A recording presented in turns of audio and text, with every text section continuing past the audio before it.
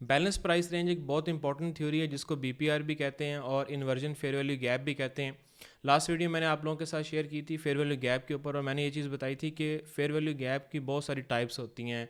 आप में से बहुत सारे लोगों के मुझे पर्सनल में मैसेज आए थे और कमेंट्स भी आए कि इसमें कौन सा फेयर वैल्यू गैप जो है वर्क करेगा, कौन सा वर्क नहीं करेगा और उसकी क्या इंपॉर्टेंस है, कैसे हमने उसको जो है वो देखना होता है। क्योंकि हर तीसरी कैंडल में तो फेयर वैल्यू गैप बन रहा होता है, यानी दो कैंडलें बनी उसके बाद तीसरी कैंडल बनी, वहाँ फेयर वैल्यू गैप बन गया। लेकिन कौन सा इंपॉर्टेंट है कौन सा इंपॉर्टेंट नहीं, इस चीज़ को समझना बहुत ज़रूरी है। सेकंड चीज़ ये है कि ये बैलेंस प्राइस रेंज आपकी वहाँ पे हेल्प करेगी जहाँ पे आपकी ट्रेड मिस होती है। अक्सर आपने देखा होगा कि आप में से अक्सर लोग जो है वो किसी एक एरिया में कोई एरिया लगा के कोई डिमांड या सप्लाई लगा के बैठ जाते हैं कि अच्छा मार्केट यहाँ पे आएगी और आपको जो है वो अच्छा रिवार्ड देगी, लेकिन ऐसा जो है वो नहीं हो पाता। मार्केट आती है ऊपर से रिवर्स हो जाती है, आप लोग देखते हैं अच्छा शायद ये हमारा जोन था 15 मिनट का, ये शायद 1H से चल गई है, ये शायद जो है 4H से रिवर्स हो गई है, ये शायद जो है 30 मिनट से रिवर्स हो गई है, 15 मिनट की आपकी डिमांड या सप्लाई के ऊपर आई नहीं है। तो वो बेसिकली उसके पीछे बहुत सारी रीज़न होती हैं जो कि मैं आज आप लोगों के साथ शेयर करने जा रहा हूँ। फर्स्ट ऑफ ऑल आपने सेलिंग साइड पर जब इस चीज़ को जो है वो ऑब्जर्व करना है। अब यहाँ पे आप लोग देख सकते हैं मार्केट अप साइड पे जा रही है। अब ऐसा नहीं होता कि 100% मार्केट ने इसी तरीके से बिहेव करना है कि मार्केट ने बुलिश कैंडल बनाते हुए जाना। ये सिर्फ एक जो है वो आपको पिक्चर बना के दिखाया हुआ कि इस तरीके से अगर हो तो आपने इस तरह से उसके ऊपर रिएक्ट करना है। अच्छा, अब यहाँ पे आप लोग देख सकते हैं लेफ्ट साइड पे कि मार्केट ने इस तरीके से तीन बुलिश कैंडल बनाई, उसके बाद एक जो है वहाँ से एक डोजी टाइप कैंडल बनी, या आप इसको शूटिंग स्टार या वट एवर जो भी कह सकते हैं। और उसके बाद मार्केट ने क्या किया कि इस एरिया में एक इम्बैलेंस क्रिएट किया। किस एरिया में? ये वाला जो एरिया था यहाँ से लेके यहाँ तक, इस एरिया में एक इम्बैलेंस क्रिएट किया। अब मार्केट ने क्या किया, वापस आते हुए उस इम्बैलेंस को तोड़ा और जो एरिया यहाँ पे आपकी बाय के लिए इम्बैलेंस मौजूद था वहाँ पे मार्केट ने आके उसको तोड़ के नीचे उससे आके क्लोजिंग दे दी, और सेम इसी तरीके से जैसा बाय का इम्बैलेंस था वैसा ही सेल का इम्बैलेंस क्रिएट कर दिया। तो इसको बेसिकली हम कहते हैं इन्वर्जन फेयर वैल्यू गैप या फिर बैलेंस प्राइस रेंज। अब बाय साइड पे अगर आप लोग देख लें इसको, तीन मार्केट ने कंसेक्टिव जो है वो सेल की कैंडल बनाई है। उसके बाद मार्केट ने क्या किया एक बाय की कैंडल बनाई। अब सबसे पहले यहाँ पे देखें इस एरिया में कि मार्केट ने जब ये सेल की कैंडल बनाई यहाँ पे क्या क्रिएट किया, एक सेल साइड इम्बैलेंस या एफवीजी क्रिएट किया। एक मुझे कमेंट भी लास्ट टाइम आया था कि एफवीजी और इम्बैलेंस में क्या डिफरेंस है। इसमें कोई डिफरेंस नहीं है, ये सेम एक ही चीज़ है, दो नाम जो है इसके अलग अलग हैं। अब यहाँ पे आप लोग देखते हैं कि सेल में ये एक जो है मार्केट ने इम्बैलेंस क्रिएट किया और वापसी जाते हुए इस बुलिश कैंडल ने क्या किया है, जाके ऊपर क्लोजिंग दे दी है इस इम्बैलेंस से। तो ये हमारे पास क्या बन गया, बाय साइड का बीपीआर या बैलेंस प्राइस रेंज। अब बैलेंस प्राइस रेंज का मतलब क्या है कि मार्केट में यहाँ पे इस तरीके से मार्केट ने जो है वो दोनों साइड का इम्बैलेंस जो है वो कवर किया। अब इसमें फिर ये होता है कि जो आपकी नीचे डिमांड पड़ी होती है, अब फॉर एग्जांपल आप में से बहुत सारे लोग जो है वो इस एरिया में मार्केट ऊपर जाती है, अपना स्ट्रक्चर बनाती है इस तरह से अप साइड पे जाती है। फॉर एग्जांपल मैं आपको जो है थोड़ा बना के दिखा देता हूँ। इस तरीके से यहाँ से market for example up side पे गई, ठीक है। अप साइड पे जाने के बाद मार्केट ने जो है वो क्या किया, यहाँ पे आती है और आप इस एरिया के वेट में बैठ गए कि मार्केट यहाँ पे आएगी तो यहाँ से आप लोग बाई की ट्रेड एग्जीक्यूट करेंगे, लेकिन मार्केट ने क्या किया, ऊपर से ही रिवर्स हो गई। तो ये बेसिकली आपको इस चीज़ की मैं थ्योरी बता रहा हूँ कि मार्केट में जब इस टाइप का एक इन्वर्जन फेयर वैल्यू गैप बनेगा तब आप लोगों ने ट्राई करनी है कि यहीं से अपनी एंट्री को एग्जीक्यूट करना है, वरना ये होगा कि मार्केट आपका वो एरिया मिस कर देगी। और फिर अक्सर ये होता है कि मार्केट वन टाइम इस एरिया का पोटेंशियल यूज़ कर जाती है और वापस आके फिर आपका ये जो नीचे डिमांड पड़ा होता है इसको ब्रेक कर जाती है, जो कि फिर आपका यूज़फुल जो है वो नहीं हो पाता। तो इस तरीके से आपने इस चीज़ को जो है ऑब्जर्व करना है। कुछ एग्जांपल मैं आप लोगों को जो है वो चार्ट पे इसकी जो है वो यहाँ पे दिखा देता हूँ। अब फॉर एग्जांपल ये एक हाई था।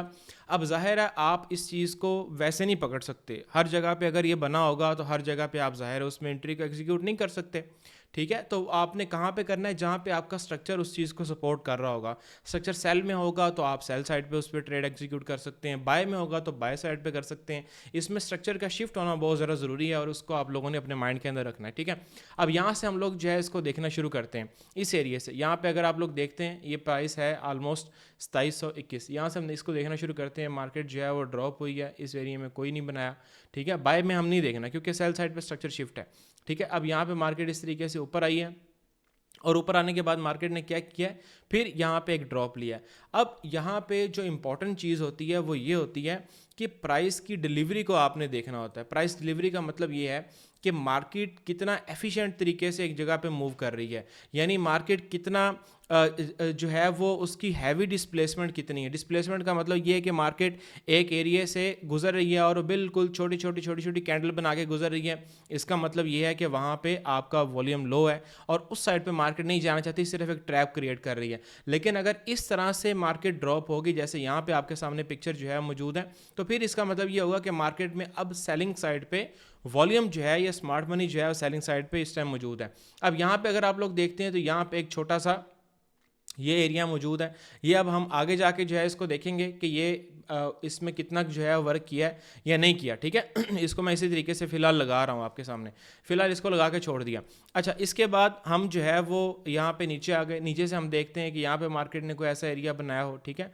इस एरिया में अगर आप लोग जो है वो देखते हैं, फ़िलहाल कोई ऐसा एरिया नहीं बनाया, ठीक है। यहाँ पे आप लोग देख लें। अब यहाँ पे मार्केट ने क्या किया है, नीचे आके पिछले किसी एरिया की जो है वो लिक्विडिटी ली होगी इस एरिया से और फिर इस एरिया से, ठीक है। नीचे कोई की लेवल मार्केट ने टैप किया होगा और अप साइड पे गई, फिर यहाँ पे आई, फिर अप साइड पे गई इस तरीके से।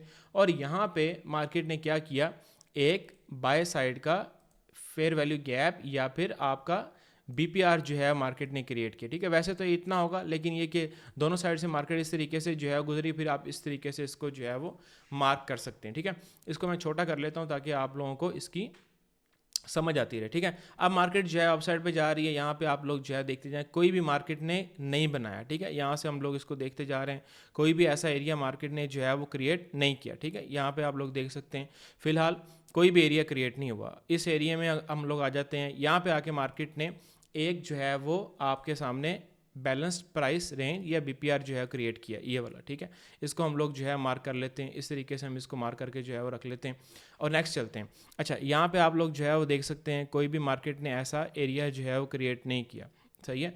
एक यहाँ पे छोटा सा बीपीआर मार्केट ने जो है वो क्रिएट किया है इस एरिया में, ठीक है। और फ़ौरन उसको टेस्ट किया और फिर मार्केट जो है वो ड्रॉप हो गई।